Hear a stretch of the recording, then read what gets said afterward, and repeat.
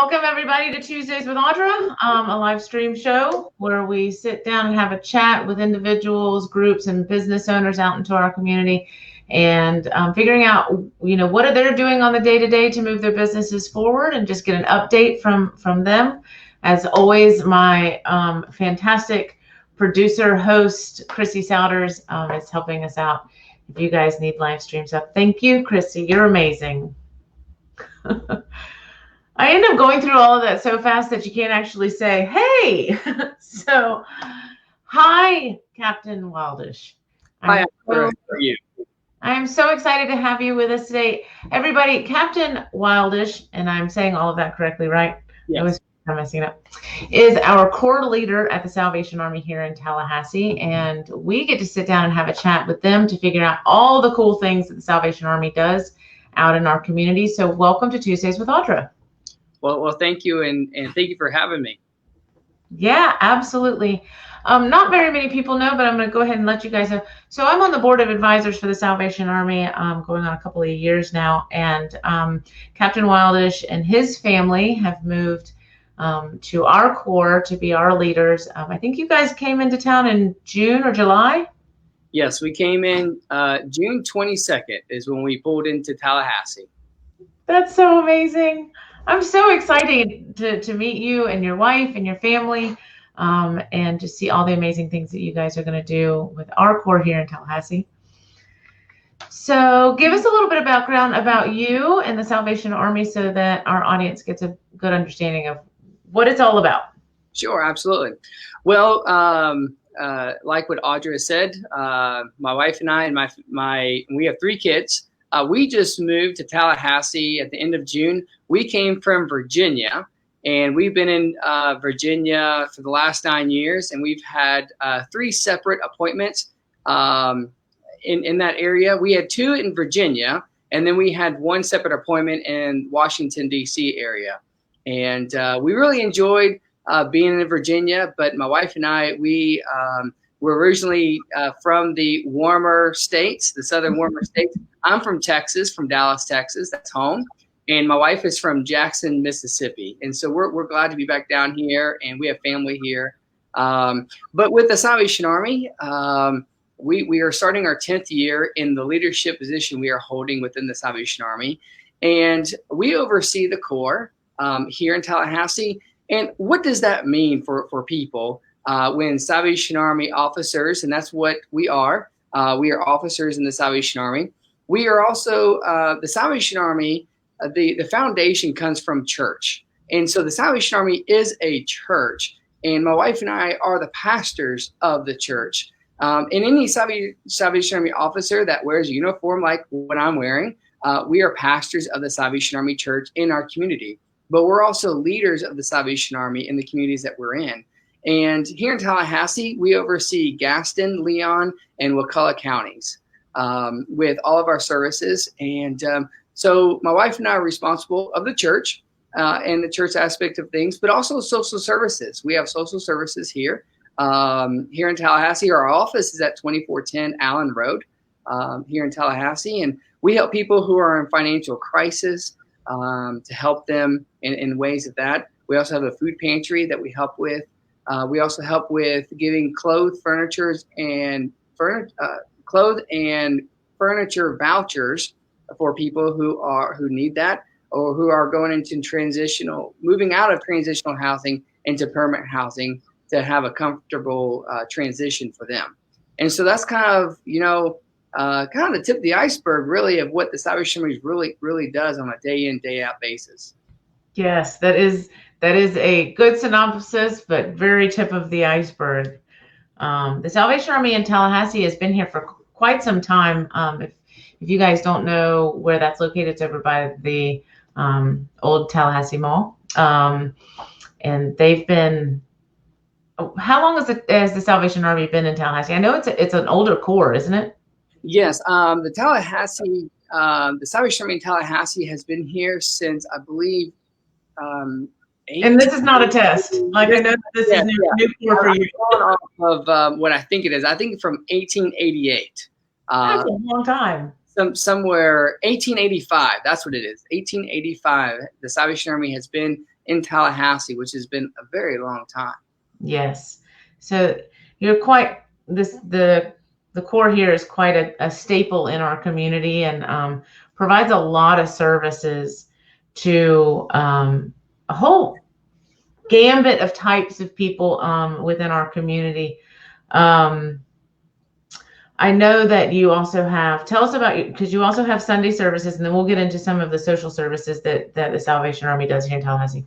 But you provide spiritual leading, obviously, and you have a church within the Salvation Army. So what are some of the services that are provided through the church? So some of the services we provide through the church, we've had to scale back a lot of things what we do because of COVID-19. Absolutely. Which, it's an unfortunate time. But we are having Sunday services here in our chapel.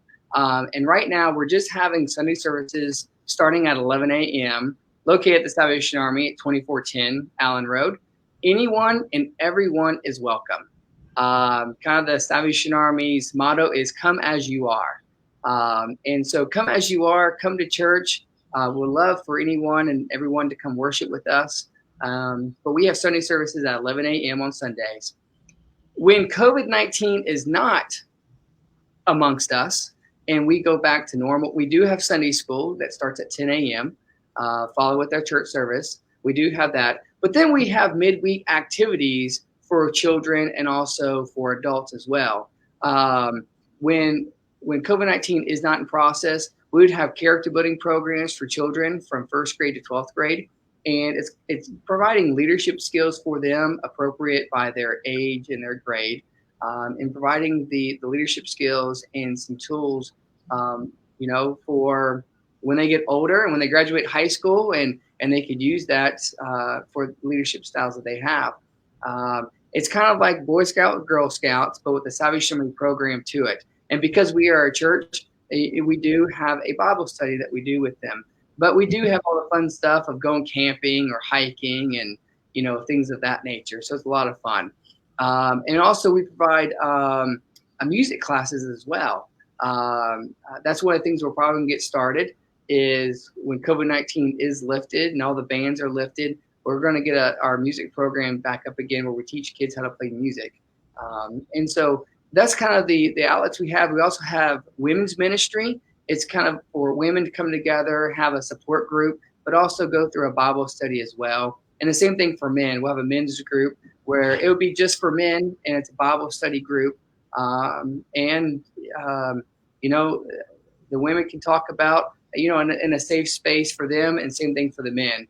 And then we also have a midweek Bible study where everyone will come together, and we'll have, a co-ed Bible study for young adults and the adults in the church, and it's for anybody in the community.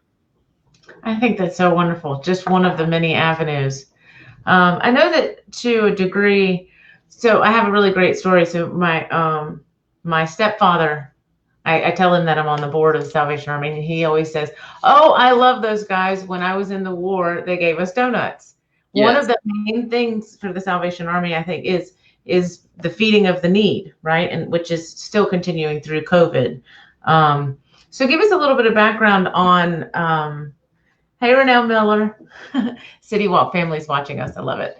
Of that whole program, and the whole story around the donuts. So yes. So with the donuts, they're in the Salvation Army, they're called donut girls. And, the Salvation Army, in other parts of where World War II was happening, and also World War I, where all that was happening as well. But it's mainly recognized through World War II and other parts of the world that there was war going on. The Salvation Army in that community was there, and they wanted to provide, coffee for the soldiers. Snack for the soldiers. And they were thinking, what is something very filling, but very easy to make? And the women were like, well, we know how to bake. Let's make donuts. And so that's where that came in, of making donuts. That was really easy to make when you're basically out in a war zone. And coffee, that was also easy, accessible as well. So they made and portable. Yeah. And portable. Yeah. Take it with you. Too, exactly, because a lot of the soldiers, they had to grab and go. They couldn't sit down and eat. It was grab and go to their next, their next adventure, wherever that took them. And so it was very quick. It was very easy to make, and it was quick to go. But yeah, it was the Donut Girls, and they wanted to provide that service for them. But then there were also men that were there too, Salvation Army, men as well, to provide any spiritual aspects of things, where it was a simple prayer for the soldiers or anything that may be. Some of the soldiers would also write letters, and they would give them to the Salvation Army and say, can you find a way to mail this to my family? And that's also the aspect that the Salvation Army was there to provide a service for the soldiers, who are fighting, for our freedom, but also just other soldiers as well. That were involved in the war. And that concept of feeding the needs still is a very core value to the Salvation Army. So tell us about our Feed the Need program here in Tallahassee and kind of how that works, and maybe some of the challenges or the facilitation of that you've gone through with COVID. So we do have the Feed a Need, and before COVID-19 was in place, we have a mobile kitchen. It's a canteen. It's a Salvation Army mobile kitchen where we would go around, and you would see a lot of it in natural disasters. I know there's a hurricane going on in the Gulf right now, and everybody's preparing for that.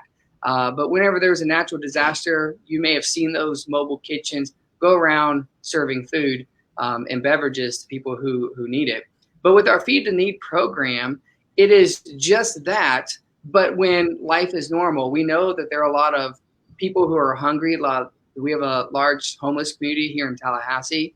We have those who, they work day in and day out, and after they pay their bills, they don't know what they're going to eat for dinner that night.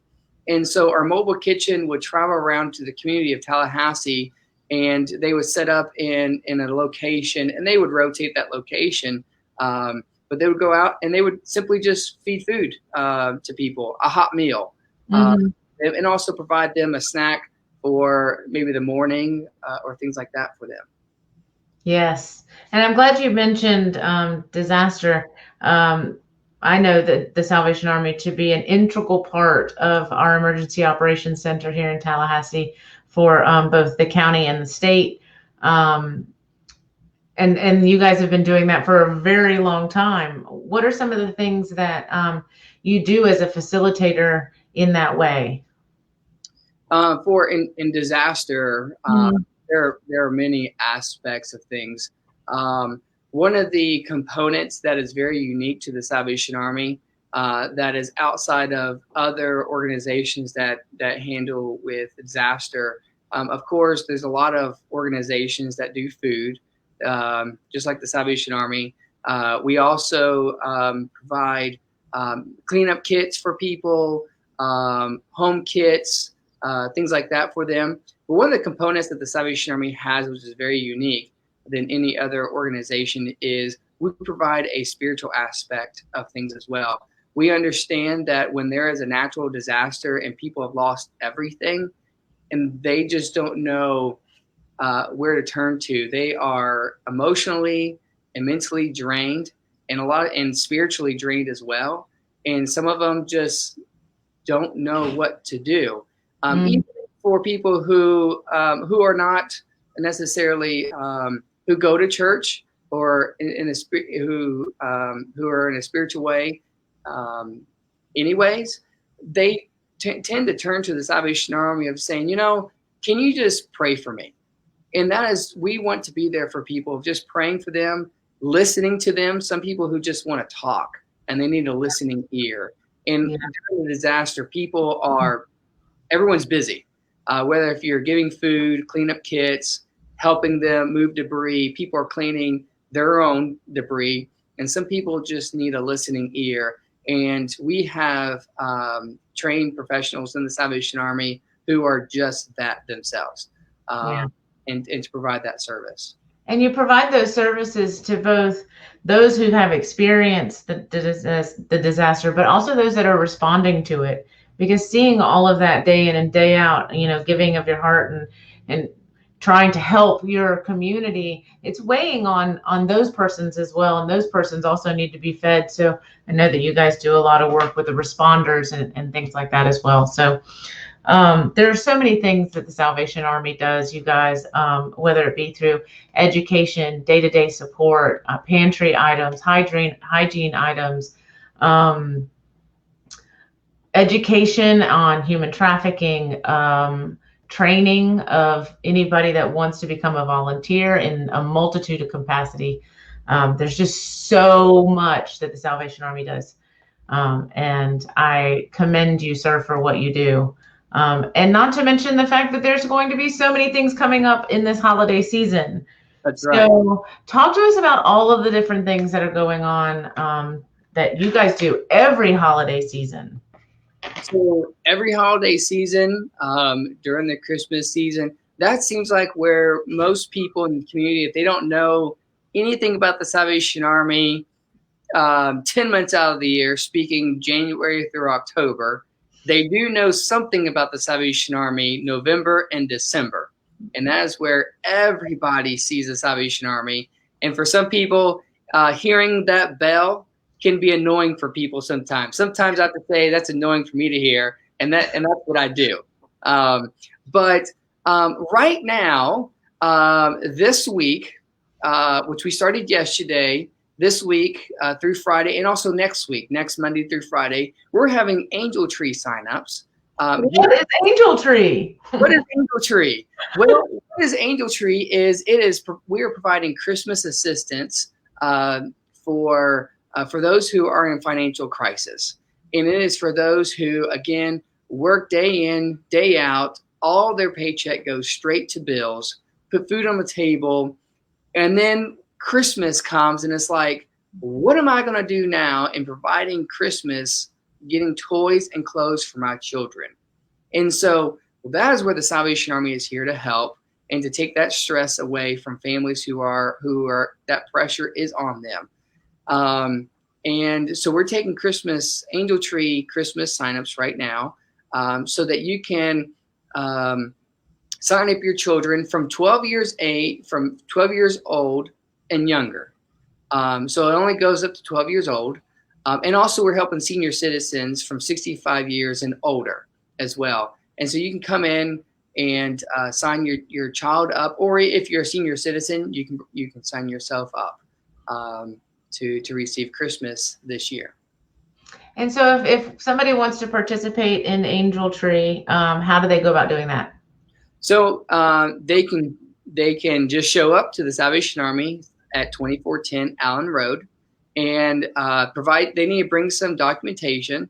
If it's for their child, if they're signing up their child, the parent or guardian will need to bring their form of ID, but then they'll need to bring the child's or children's birth certificate, and also need to provide proof of income as well. What if I want to adopt a family and I want to be the one buying the gifts? How do I go about finding out how to do that? Yes, absolutely. Well, after this week, when we get all the angels are in our database, we will start the printing process. And for more information will be coming out with that. But I believe on November 1, angels will be going out into the community. You can call our office at 850-222-0304 to get angels if you're a corporation, or will see them at the mall, at the Governor's Town Square Mall. I think I'm saying that right. Governor Square, yep. Governor Square will have an angel tree there, but also all the Walmarts will have an angel tree there as well. And you can simply go and you will see the angels and you will pick a name, an age. One of the ideas that our family does, and we have 3 kids, and their ages is 10, 8, and 2. And so we get our kids and we go to the angel tree and we adopt an angel of how many kids we have. And so my 10-year-old and she's a girl, she will find a 10-year-old girl and she will shop for her. My 8-year-old son will find an 8-year-old boy and shop for him. Now my 2-year-old little girl, she needs some help. And so, of course, we will help her in that, but we'll find a 2-year-old little girl and we'll go shop for her. And so that's an idea for families that they really want to adopt, and you have kids, you can get your kids involved and have your kids pick a child of their age and their gender. And it makes it fun as well. It does. I think I adopted 10 last year, so we did good. And then generally on the back of those the tags, it'll give you the information about the child or their request.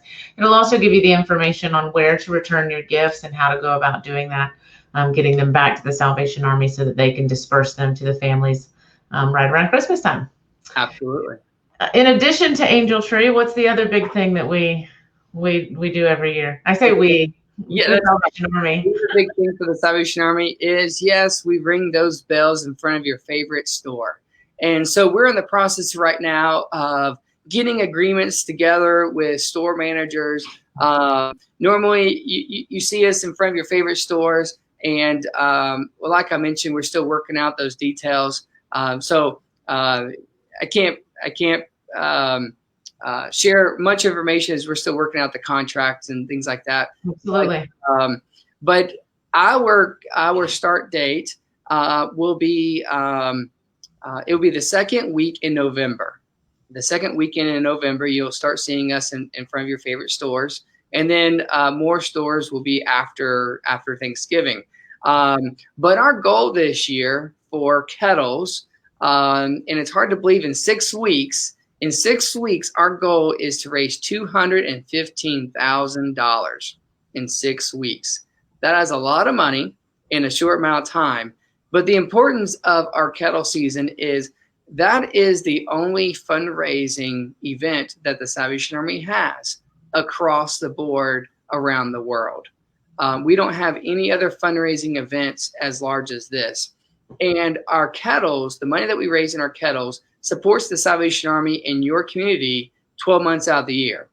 And so the listeners and those who are watching, when you donate to a kettle in a community, for example, Tallahassee, those funds will stay in Tallahassee to support the Salvation Army in Tallahassee and the people who are in Tallahassee.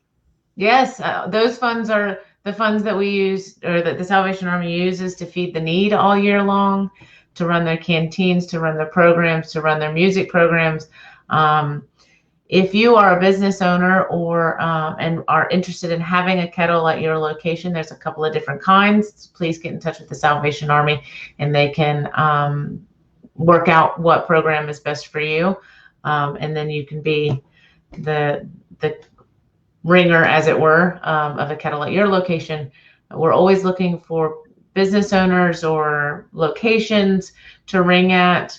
But I stood out in the cold last year for quite a few hours at a couple of different locations, ringing the bell. It's I actually had a lot of fun, played Christmas music, what have you. But anyway, but yeah, it goes towards the Salvation Army's efforts all year long. And so never discount those wonderful people standing outside ringing a bell, because it's how we do the good that we do, or the good that they do.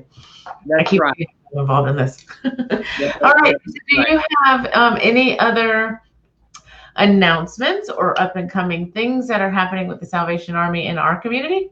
Yes, absolutely. One quick thing I do want to add with our kettle program is, because of COVID-19, we're thinking outside the box. And so if you are a business or a corporation and you really want to get involved, but you're a little skeptical because of COVID-19, we're coming up with something, and it's a virtual kettle. And so you can certainly contact us, and we'll certainly provide information for individuals or even corporations to get connected with our virtual kettle, so you can do everything online. And so I just wanted to put that out there. Keeping up with the times. That's right. That's right. Keeping up with the times. But one big announcement, which I'm very excited about, is because of COVID-19, back in March, we had to temporarily close the Salvation Army's family store about mid-March because of COVID-19. Well, I am excited to announce that we are reopening the Salvation Army family store. And day one, we're going to have a soft opening. So our first day, which is a soft opening, will be this coming up Monday, the 12th, October 12th. But then we're going to have a grand opening, and we'll love for everyone to come out, which is Friday, October 16th. But our store is reopening this coming Monday, October 12th. And so we're so excited. Yes. And we're also taking donations right now. You're welcome to come and bring your donations again at 2410 Allen Road. But if you have a lot of stuff, have furniture, or a lot of items you would donate and doesn't fit in your car, well, guess what? We will come out to you and we will pick it up. And so all you have to do is call our phone, our office, which is at 850-222-0304, and you can schedule a pickup. That is so convenient. Yes, you need supplies. Yes, we do. All you guys that are, changing out your closets, hoping, fall is arriving and you have some supplies that you need to donate, or if you're bringing out all of the Christmas decorations and moving furniture around, call up the Salvation Army. They will come pick it up if you have a lot of stuff that you can't fit in your car. That's just so exciting. Yeah, it was very, I know that we closed down the family store, that Salvation Army closed down the family store for the purpose of helping the community out when we needed day space for those in our community with, that didn't have anywhere to go. But I'm really excited to have the family store back. It's a very big space, and it really does serve a lot of people in our community. And I'm a huge thrift shopper, so I'm excited to see it come back. So that's exciting. It is very exciting. Well, so we talked about a lot of things. Okay, everybody, Angel Tree, volunteer with the Salvation Army. There's lots of ways that you can help out in the community. Kettlebells, the family store, get involved. Obviously, the Salvation Army is a significant institution and part of our community, and has been for well over 100 years. So if you have an opportunity, connect with them in a way that you can help. I'm so excited to have you as our new Corps leader, Captain Wildish. Is there any final thoughts that you might have, just reaching out into the community? Yeah. Again, I just want to say thank you for the opportunity. But yes, for anyone who wants to get connected with the Salvation Army here in Tallahassee, you can contact our office at 850-222-0304 and for volunteering opportunities. And we'll certainly get you plugged in on that. There's a lot to do here.